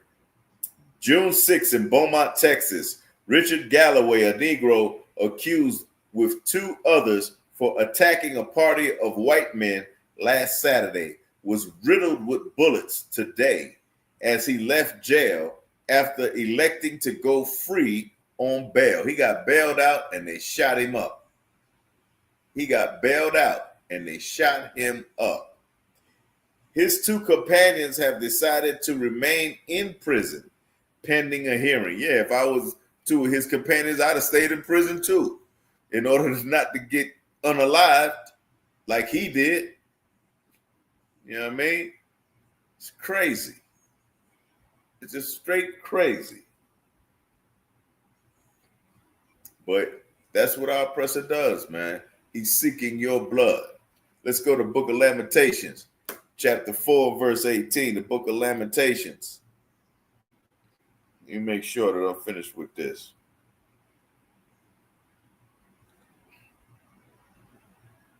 Okay, I didn't finish the final part. It says, Deuteronomy 32:7, remember the days of old, consider the years of many generations. Don't forget slavery. Don't forget peonage, of what happened to you. Don't forget the Jim Crow laws and the pig laws and all those laws they had against us. All right. Ask thy father and he will show thee. Ask your father because he might know those things. Okay. He will show you. Ask him about that history. What happened during the civil rights movements? What happened in the Zook suit, the Latino brothers? Ask your father about the Zook suits. What happened during that time, during World War II, when the Latino brothers was wearing Zook suits and getting unalived in the streets by the Navy personnel coming home on leave. All right. What was that movie? Was that American Me? It might have been American Me, where the father was in the Zook suits, and him and his woman, he got unalived in front of his woman when they were going out dressing sharp, because they sharp with them Zook suits, just like you brothers is sharp with what you wear. But he got unalived in front of his woman. Remember those times. Ask your father about those times, man. And he will show thee thy elders, and they will tell thee. Verse 8, when the Most High divided the nations, their inheritance, when he separated the sons of Adam, We were supposed to be separated. All nations were supposed to be separated, but us especially, because we are a holy people. The children of Israel are a holy people. The word holy means to be separated. See, when the Lord separated the sons of Adam, all right? He set the bounds of the people, the boundaries of the people, he separated according to the number of the children of Israel, because he loved us so much, man. The Most High loves us, man. He separated the sons of the earth according to Israel, the sons of Adam. All right.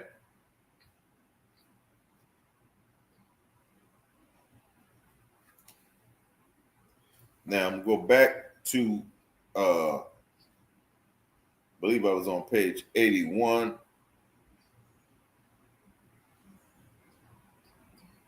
Yeah, they chose to stay in prison instead of getting killed.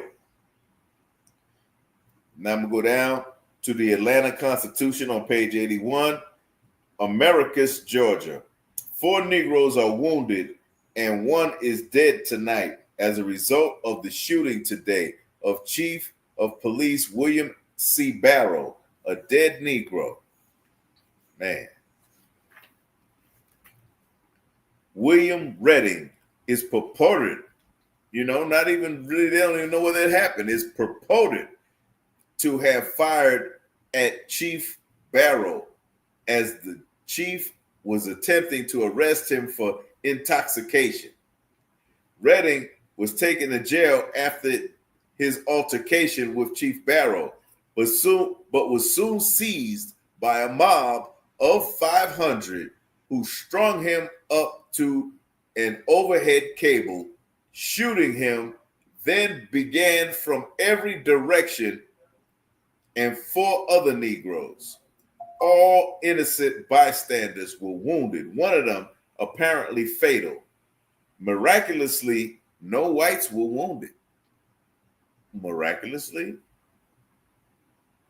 Before the shooting began, Reverend Robert Bivens, pastor of Furhorn Law Baptist Church, pleaded with the leaders to spare the life of the Negro. His pleadings lasted during the 20 minutes required to string the body up to the cable, and then yells of the crowd and the shots from many pistols drowned out his voice. Man, they had to shoot him a gang of times. They just drowned out his voice. They just kept shooting, just so the pastor could shut up. They wanted that pastor to shut up. You know what I mean? We serve a vicious oppressor, man. We serve a vicious oppressor. And his behavior and his systems and his doings and his actions toward us has always proved one thing: the unaliving of Black, Hispanic, and so-called Native individuals.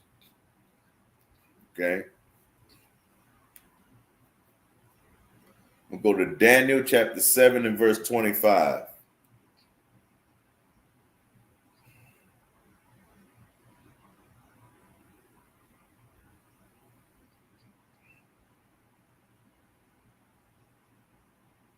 And he shall speak great words against the Most High, and shall wear the saints of the Most High, and shall wear out the saints of the Most High, Salaki, and think to change times and laws, and they shall be given into his hand until a time and times and dividing of time. See, our oppressor is going to speak proudly, great words against the Most High God. All right? He's going to wear out the saints. He's wearing us out already. He's been wearing us out. You understand? He's been wearing out the priests and officers in the ISUPK. He's wearing out the saints. Not that we're going to go anywhere, but yeah, he's wearing us out with all the wickedness that he's doing, that we have to explain and tell to our nation not to follow him and to recognize him for what he is. And that's a devil. Understand? And he thought to change times. In the Council of Nicaea, they changed the Sabbath day from Saturday to Sunday. So everybody's worshiping Amun-Ra, the Egyptian sun god, instead of the Most High God, Yahweh, the God of Israel, the God of Abraham, Isaac, and Jacob. They worshiping Amun-Ra, an Egyptian god, a myth. All right. So, and that's why America goes by the Gregorian calendar, because the Council of Nicaea that happened at the Vatican back in ancient times changed times, changed the day, the Sabbath day, put changes on the earth, because they didn't want us to worship our God. They want us to worship the real true God of the earth, the Most High. Okay. So they changed the time. They changed it from the Hebrew calendar that we had. They changed our Hebrew calendar to the Gregorian calendar. That's what you're looking at today, the Gregorian calendar. And then how you know? July was named after Julius Caesar. Augustus, that was the month of August. The month of August was named after Emperor Augustus. Those are all Roman. Okay? That's your oppressor, man. He changed those times. All right? Even the days are names of the days are named after ungodly beings. All right? So we're looking at that.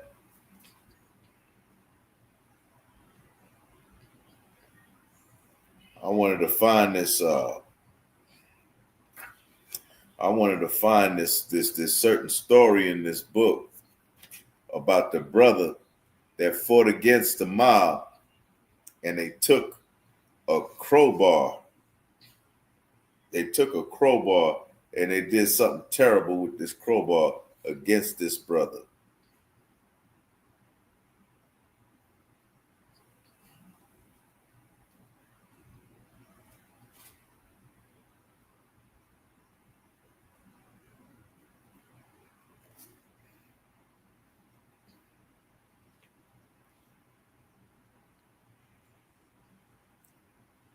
They did something crazy to this brother.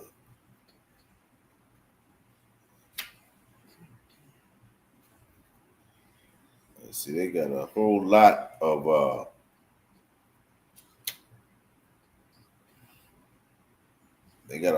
of stories that are very gruesome and that are very so one-sided. It's so one-sided.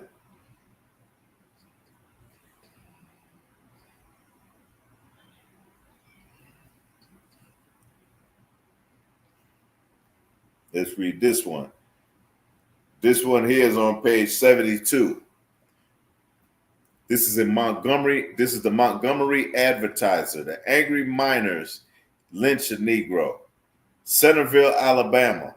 Y'all know Alabama was where that brother, they had the Alabama, that fight in Alabama by the little cruise ship or whatever, where we had a little revenge against our oppressor when they jumped that brother. Them 3 or 4 YT men jumped that brother, and the brothers came to his rescue. And then Aquaman came out the water, swam across the joint, jumped up and beat down some folks. All right, joined them brothers and beat down some folks. All right, but this is in Centerville, Alabama. On October 12th, Grant Richardson, a Negro who lived near Brayhead, was lynched last night by unknown parties while Deputy Sheriff Cam Riley was on his way to jail with the prisoner. Riley was overpowered and the Negro shot to pieces. Shot to pieces. A white woman named Mrs. Crow gave birth some months ago to a child which was thought by many to be of doubtful color. So see, this is why the Lord say you're supposed to stick to your own people. You're supposed to marry a woman of your own nation. These things happen as a result of it. And like that movie Get Out. All right. Of doubt was thought by many to be of doubtful color, but the woman strenuously denied the charge. Till a few days ago, when she declared that Richardson had assaulted her and that he was the father of the child. Assaulted, yeah, right. The miners and others living near Brayhead, which is a mining camp about 5 miles from Blocktown, were so incensed over the affair that they decided to inflict summary vengeance on the Negro as soon as it was known that the sheriff had apprehended him. The chief deputy, Charles Oakley, left for the scene of the lynching early this morning, as soon as the news reached him of the affair, but everything had quieted down, and it is not thought he will be able to get any clues of the members of the mob. It's supposed that a coroner's inquest will be ordered as soon as a special coroner is appointed. It is not known here whether or not any charges have been preferred against the woman. This is the first lynching that occurred in Bibb County, and the affair is deeply deplored by the best citizens of the county. Grant Richardson has lived near Blockton for many years and heretofore has borne a fair reputation, it is said.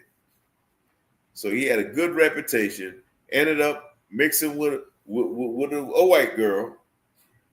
They have a child of questionable color, and he get lynched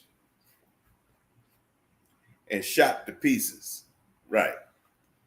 He gets lynched and shot to pieces because of that. You know, that was against the law, but did he have to get lynched and shot to pieces?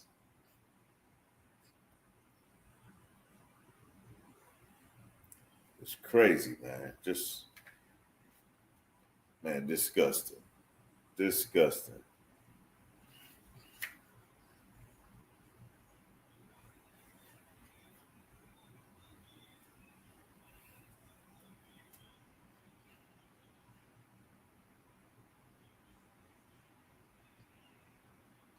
Yeah, I'm still trying to find this one.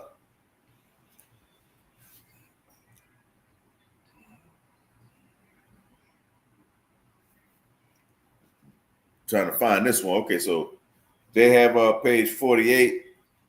Bloomington, Indiana, 38 unmasked men broke into a house early today and whipped Mrs. Rebecca and Ida Steffens, who were white, aged 13 and 16. They were teenagers. And also whipped Joe Shively, a Negro, aged 50 years. The Steffens girls live with their mother. Shively has a room in the house. The Negro was whipped with a barbed wire. Damn, they whipped him with barbed wire. And was hit in the eye with brass knuckles. The older girl was whipped with barbed wire, and the younger one with apple switches, but neither is dangerously injured. Many of the assailants were recognized, and warrants will be sworn out for their arrest. Motive for the whipping appears to be local objection to a colored boarder living with a white family.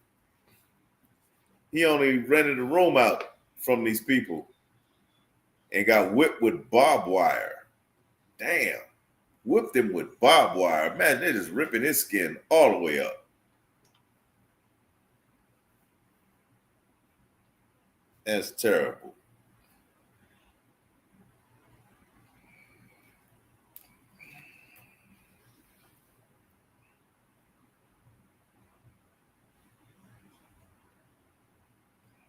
Yeah, I thought I found it, but I wanted to find that story. Let's go to Nahum chapter 3 and verse 1. Nahum chapter 3 and verse 1.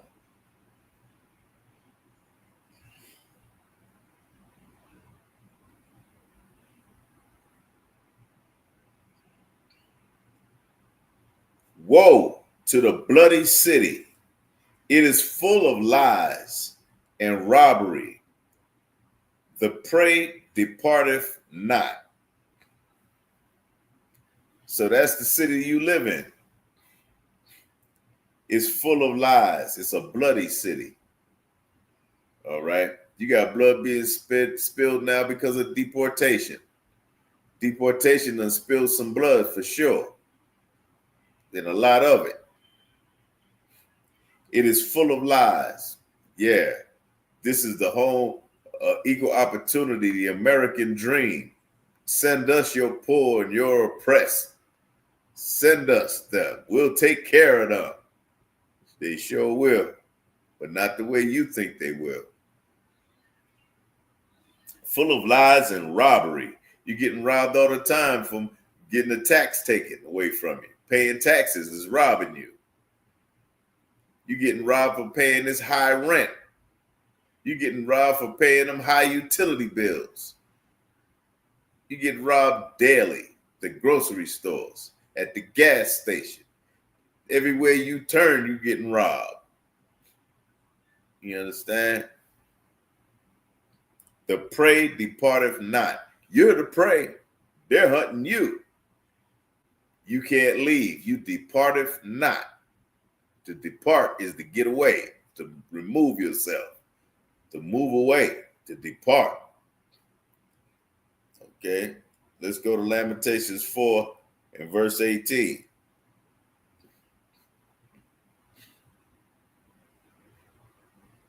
They hunt our steps, that we cannot go in our streets.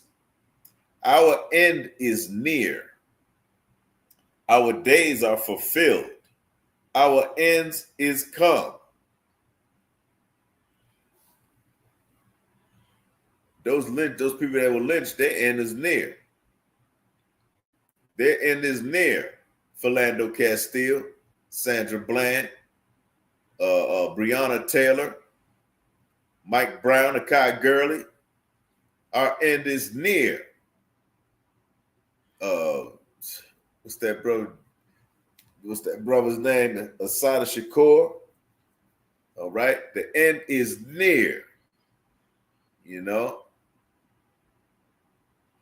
our end is near. We get killed in these streets. Our days are fulfilled. There's no more days to live, for our end is come. Verse 19, our persecutors are swifter than the eagles of heaven. This nation is named after eagles. This nation's symbol is the eagle. The Marine Corps symbol is the eagle, globe, and anchor. The Army has screaming eagles, airborne. All right. Our persecutors are swifter than the eagles of heaven, of the heaven. They pursued us upon the mountains. They laid waste for us in the wilderness. Yeah, they pursued us when we tried to escape the plantations and laid waste for us in the wilderness, in the woods. All right. They definitely wanted us.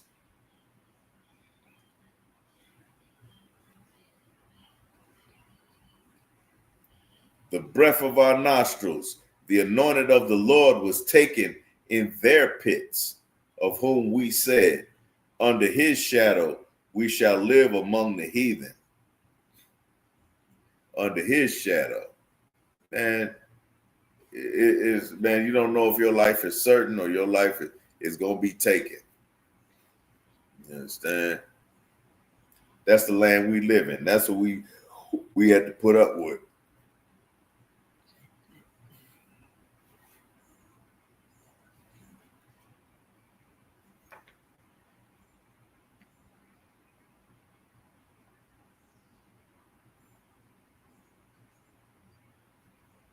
There's another one.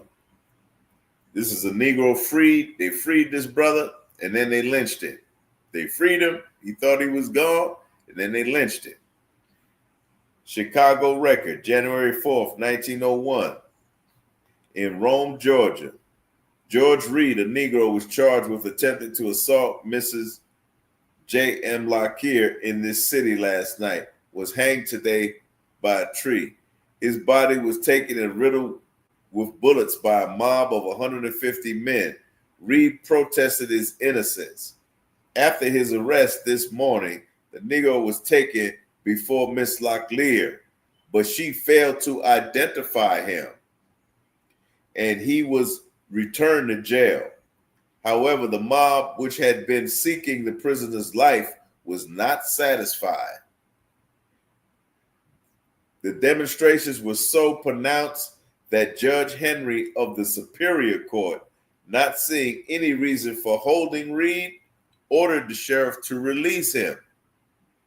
The mob, learning of the release, formed within the city limits and marched to the house of Lila Govert of North Rome, where it found Reed. He was taken 3 miles from this place and lynched.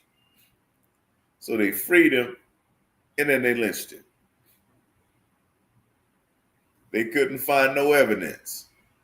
They freed him, and then they hung him up on a tree and unalived him. That is crazy.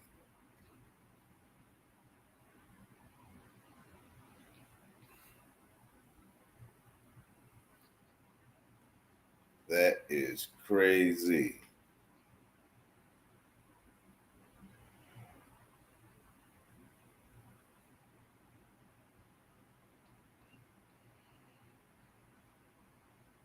Now you got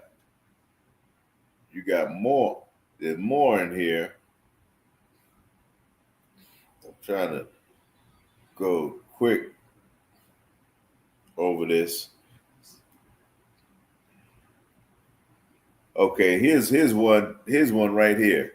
Another one in Florida in 1899 in Florida. This is Springfield, Massachusetts Weekly Republican.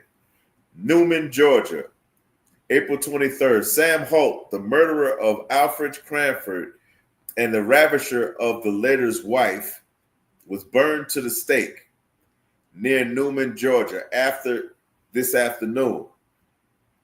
In the presence of 2,000 people, the black man was first tortured before being covered with oil and burned. They covered this brother in oil and burnt him. All right. An ex-governor of Georgia had made a personal appeal to his townspeople to let the law take its course, but without the slightest avail. Before the torch was applied to the pyre is like a bunch of wood that's put together to make a big old giant fire. Before the torch was applied to the pyre, the Negro was deprived of his ears. So they cut his ears off. He was deprived of his ears, fingers, and genital parts. So they cut off his sexual organs too. Of his body. He pleaded pitifully for his life while the mutilation was going on. While they were cutting off his genital parts and his fingers and his ears, he was pleading for his life.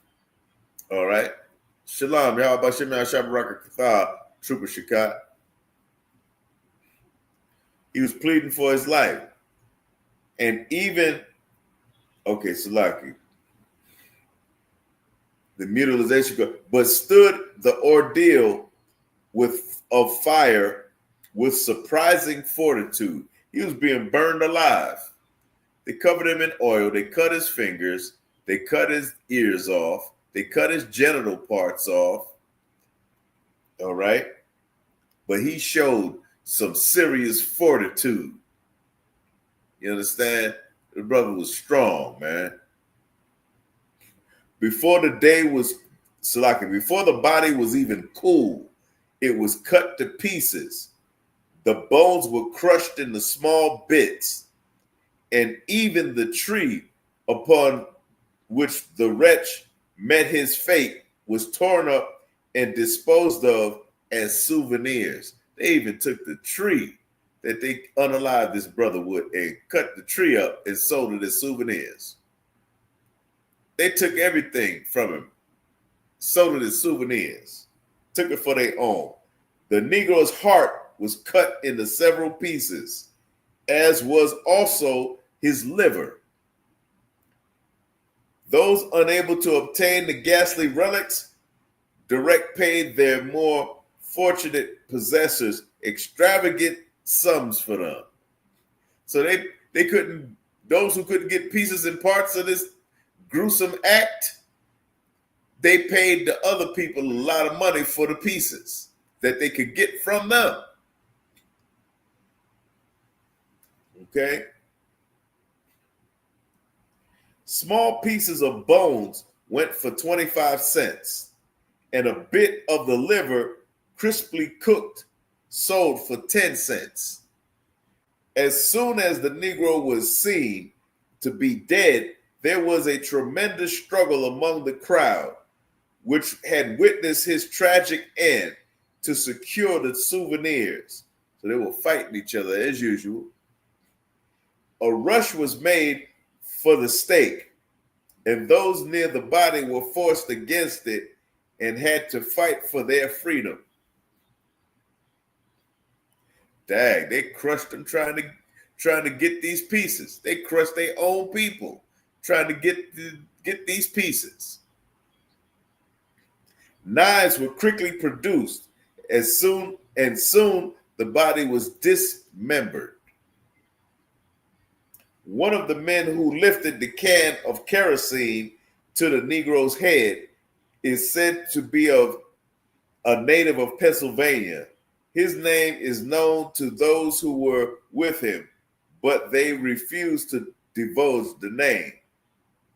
The mob was composed of citizens of Newman, Griffin, Palmetto, and other little towns in the country round about Newman, and all of the farmers who had received word that the burning was to take place.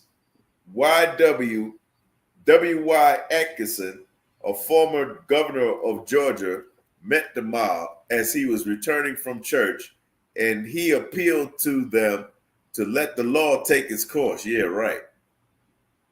In addressing the mob, he used the words, "Some of you are known to me, and when this affair is finally settled in the court, you may depend upon it that I will testify against you."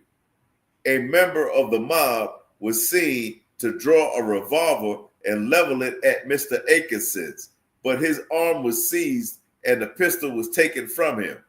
The mob was frantic with delays and would hear to nothing but burning at the stake.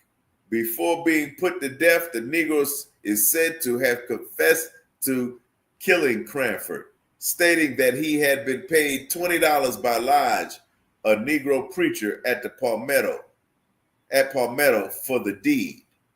Hope was located in the little cabin of his mother on the farm of the Jones brothers between Macon and Columbus and brought to jail. Word was sent to Mrs. Cranford at Palmetto that it was believed that Holt was under arrest and that her presence was necessary in Newman to make sure of his identification.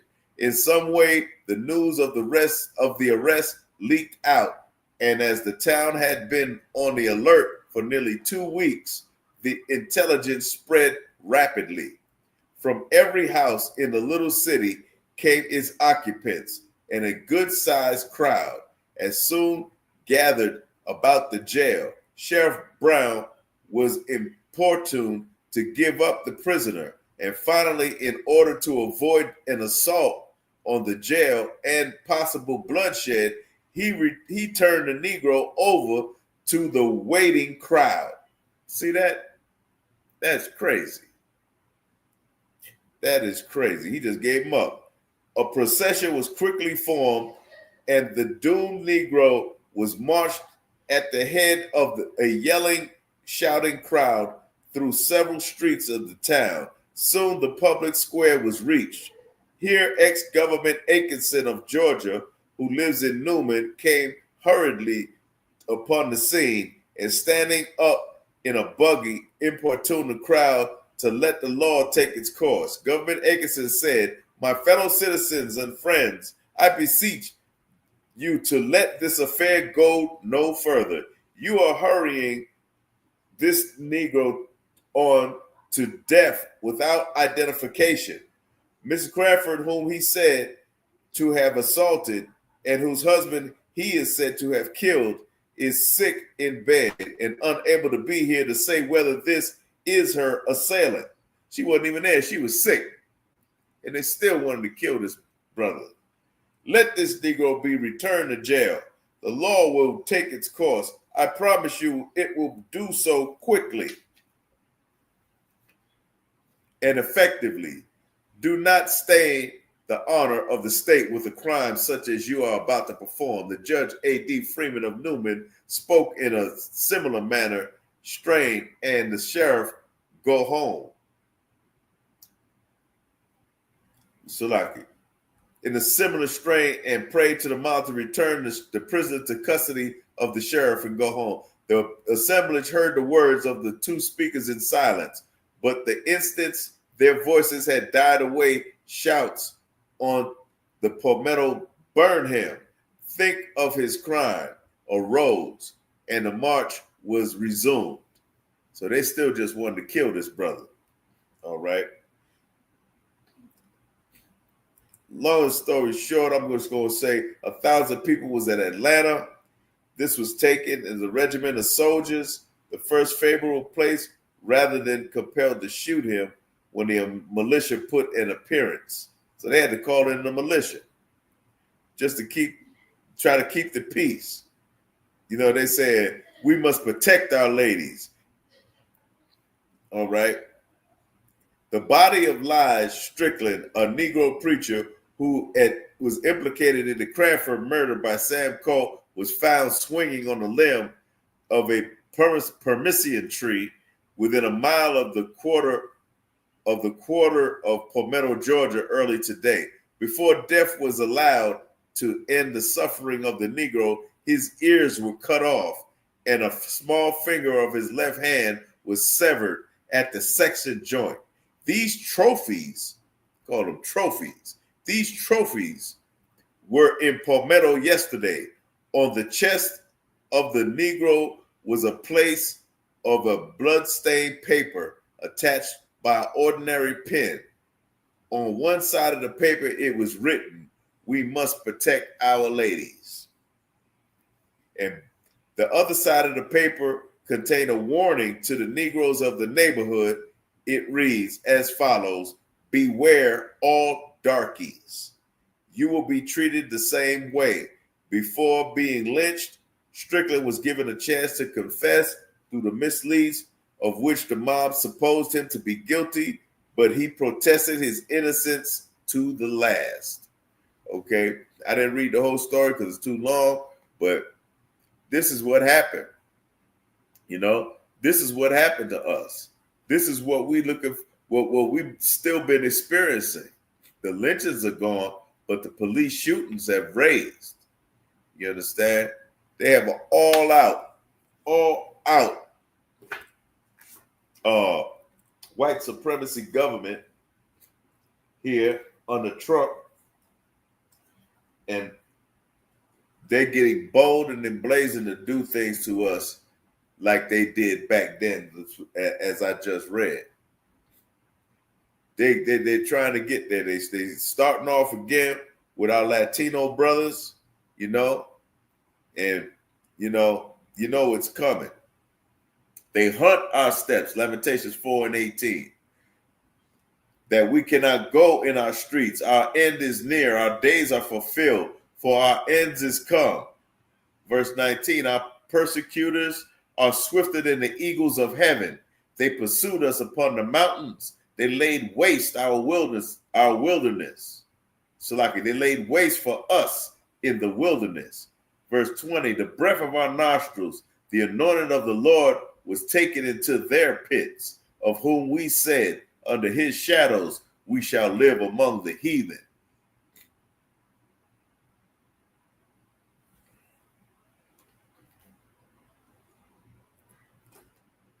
So as these things go forward, you best believe the end is near for these folk, for them, because of the Lord's people, because of the Black, Hispanic, and Native Indian people, which we will be identified definitely as the children of Israel in these coming days. This is Revelation chapter 13 and verse 9. I'm going to go ahead and end it with this. It says, if any man have an ear, let him hear. Verse 10, he that leadeth into captivity, which is slavery, shall go into captivity, which is slavery. He that killeth with the sword must be killed with the sword. Here is the patience and the faith of the saints. Understand that this is our patience, that our King Yahushua Christ, Yahushua in the Hebrew, is going to come back and going to save our nation from ourselves and from this wicked government. And they're going to be slaves. For once we were slaves, they will be slaves. They will be our slaves. Because that is righteousness. And with that, I'm going to say shalom.